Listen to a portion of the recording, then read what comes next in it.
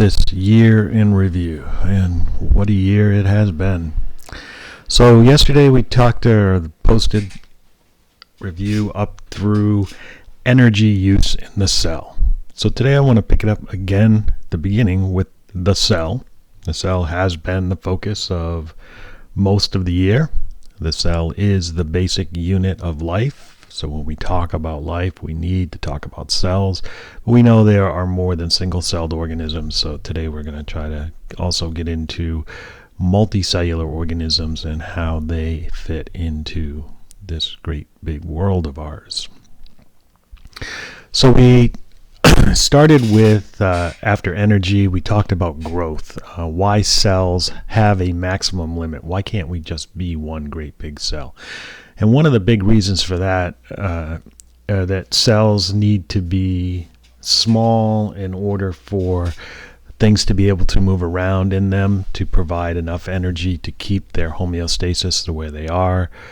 So we talked about reasons why cells are relatively small.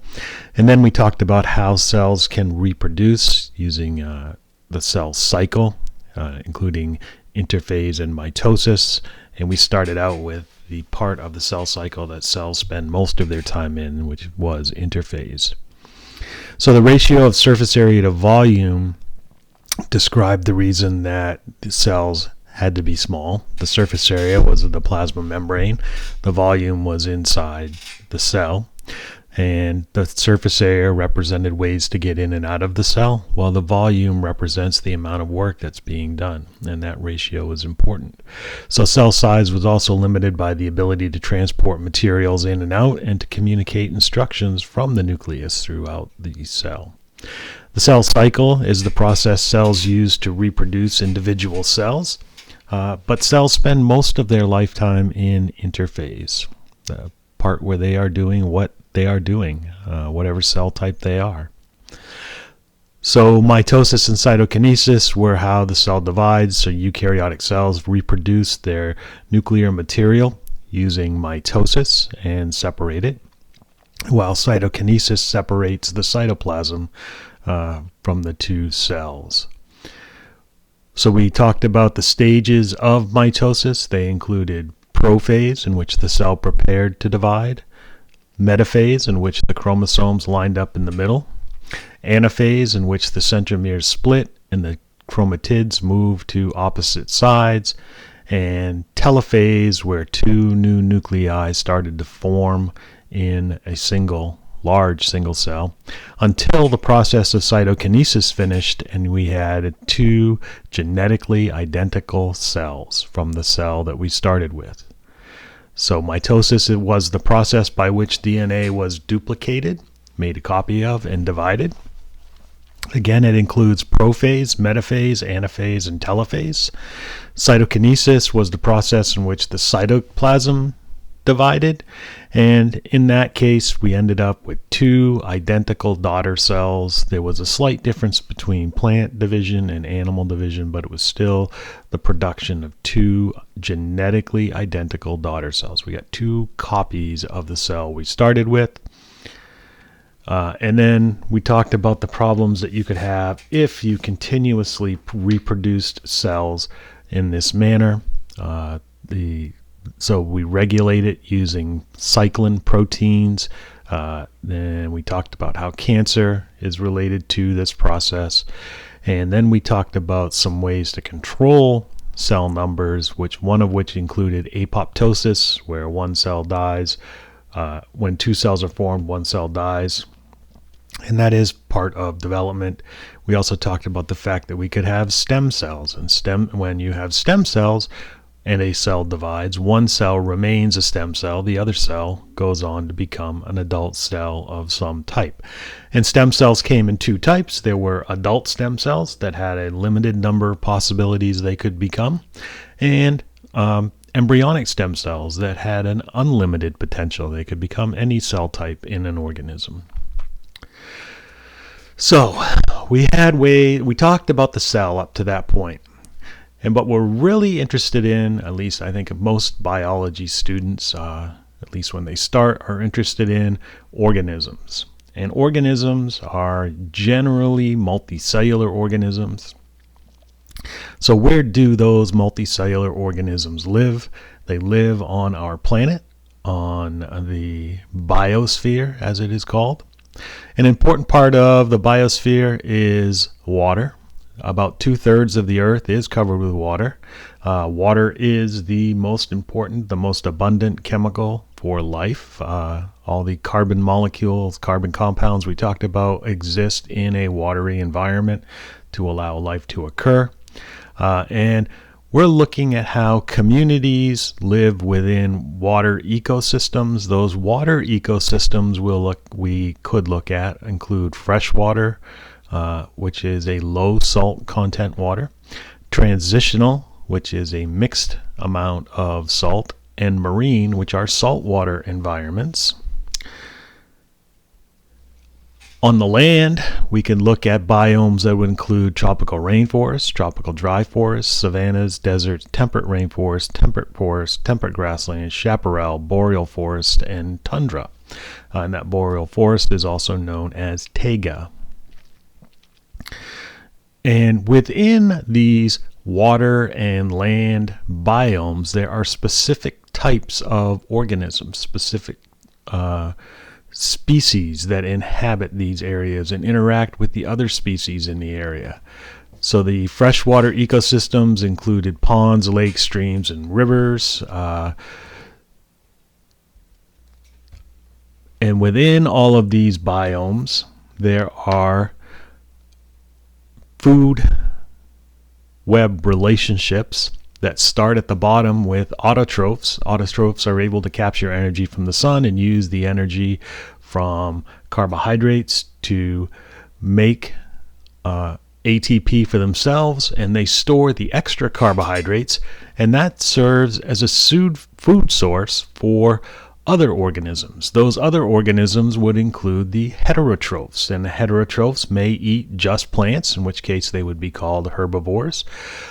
Those heterotrophs may eat other heterotrophs, other animals, in which they would be called carnivores.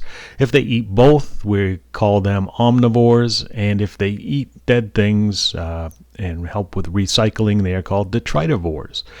Now, it turns out that each level of that food chain is called a trophic level.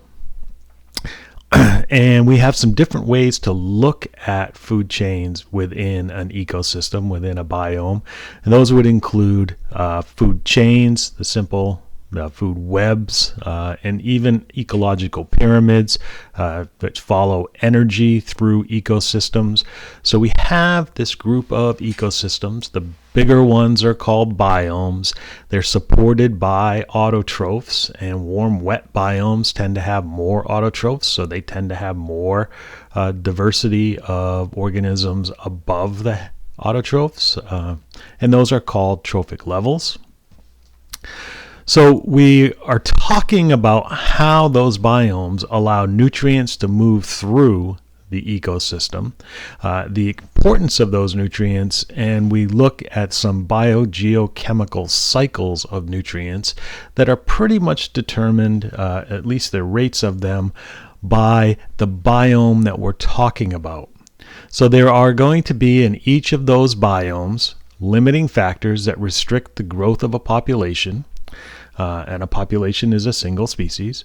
And organisms have a range of tolerance for each limiting factor they encounter. So some species are better at getting things than others. Some species are better at surviving with less than others. Those are some of the adaptations that we're going to get into in just a minute. We also talked about how biomes occur in their particular regions based on whether or not they start with nothing, no soil, or whether there is soil. We call that succession. So we had primary succession and secondary succession. Those would lead to the stable biomes that we went over just a few minutes ago. So we then, within each biome, we can look at each species, each organism, and look at its habitat. And in general, the biomes are habitats. So lions live in a particular biome, giraffes live in a particular biome, buffalo live in a particular biome. But within that biome, within that habitat, they also have a job that they do for that ecosystem to help maintain its stability, and that job is referred to as its niche. It could be a predator, could be prey. There are lots of different. So we talked about ways species compete with one another, and actually they are competing with themselves. Each member of the species needs these same things. So the first way to compete we talked about was predation. One organism feeds off another organism. The one that is eating is the predator. The one that is eating is the prey. There are also ways that organisms can interact with one another that don't require the elimination of one of the pair. And if that was mutualism, both would benefit. Commensalism, one would benefit and the other didn't care. And then parasitism, one organism is going to benefit, but the second organism, although it doesn't die, is harmed in the process. So that whole study of how organisms interact with the environment, how the environment influences organisms, is known as ecology. And when we look at ecology, we can look at different levels. You can look at the individual groups of the same individual species would be a population within an area. You could look at all the living things within the area. That would be the biological community. And within small regions of that biological communities, if you look at the living and non-living things, you're talking about an ecosystem. A large group of stable ecosystems is called a biome, and then the entire planet is referred to as the biosphere, and it's actually a very thin layer of the planet that supports life. And again, this is the only place we know life is existing in the world. These are all shaped by biotic and abiotic factors. And then going back to this beginning of this life thing, we talked about how individual species could adapt to their particular niche and fill their particular habitats. So in order to do that, we know that most species are sexually reproducing species. And all the reproduction we had learned about up to that point was the how to make an exact copy of what you started with. And we know that the members of sexually reproducing species are similar. They're all the same species, but they're all different from each other as well. They have features from each parent. And in order to do that, we had to come up with a way to get organisms to reproduce. And that would require a division in which chromosome number was reduced.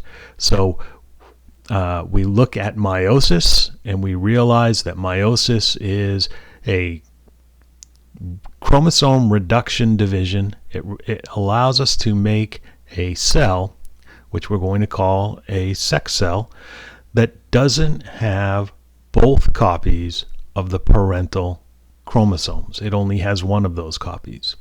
And we do that through meiosis. The names in meiosis are very similar to mitosis, but we needed this meiosis to get genetic variation so that we would have members of the same species that are different from one another, and they may be better at tolerating something, they may be better at filling a niche, and that would lead to the production of species. So in order for meiosis to work, we said DNA replicates once, so we make one copy of the DNA. During meiosis, we would divide the cell twice, so instead of having 2 cells at the end, we would have 4 cells at the end, but we only duplicated the DNA once, so each of those 4 cells, called gametes or sex cells, had one copy of each of the chromosome pairs.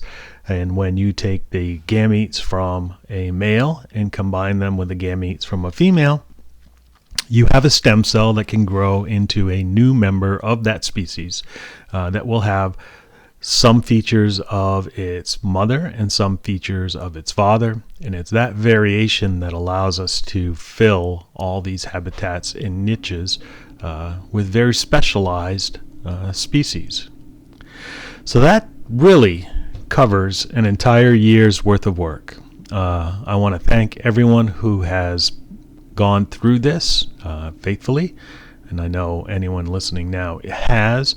There is not going to be a formative assignment, question, session, quiz, whatever you want to call it, posted. This will be the last posting of the year. I know many of you have turned in your computers or will be turning in your computers.